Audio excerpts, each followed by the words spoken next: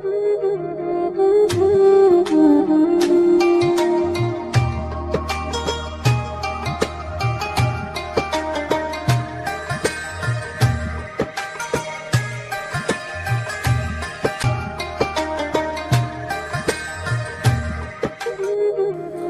سیدنا علی المرتضیٰ کرم اللہ وجہ الکریم فرماتے ہیں کہ ایک دن میں رسول اللہ صلی اللہ علیہ وآلہ وسلم کی بارگاہ میں حاضر تھا تو حضور صلی اللہ علیہ وآلہ وبارک وسلم نے اپنے صحابہ سے سوال کیا کہ صحابہ یہ بتاؤ عورتوں کے لیے سب سے بہترین چیز کون سی ہے؟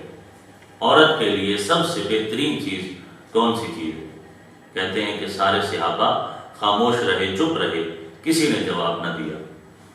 میں اٹھ کے سیدھا اپنے گھر آیا اور سیدہ فاطمہ الزہرا رضی اللہ تعالی عنہا سے پوچھا، سوال کیا کہ مجھے یہ بتائیں عورت کے لیے سب سے بہتر چیز کون سی چیز ہے؟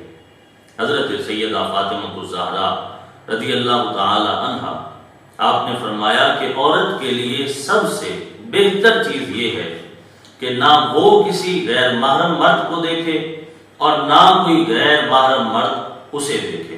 یہ عورت کے لیے سب سے بہترین چیز ہے۔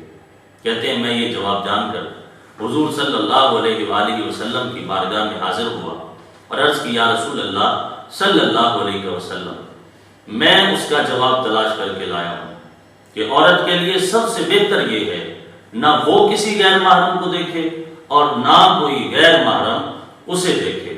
حضور صلی اللہ علیہ وآلہ وسلم مسکرا پڑے اور آپ نے فرمایا فاطمہ تو بضعۃ منی، فاطمہ میرے بدن کا ٹکڑا ہے۔ اسی کا حکم اللہ رب العزت نے قرآن میں دیا، قل للمؤمنین یغضوا من ابصارہم، اے محبوب آپ مومنوں سے کہہ دو کہ وہ اپنی نظروں کو نیچا رکھیں۔ اور عورتوں کے بارے میں بھی کہا گیا قل للمؤمنات یغضضن من ابصارہن، اے محبوب آپ مومن عورتوں سے کہہ دو کہ وہ بھی اپنی نظروں کو نیچا رکھیں۔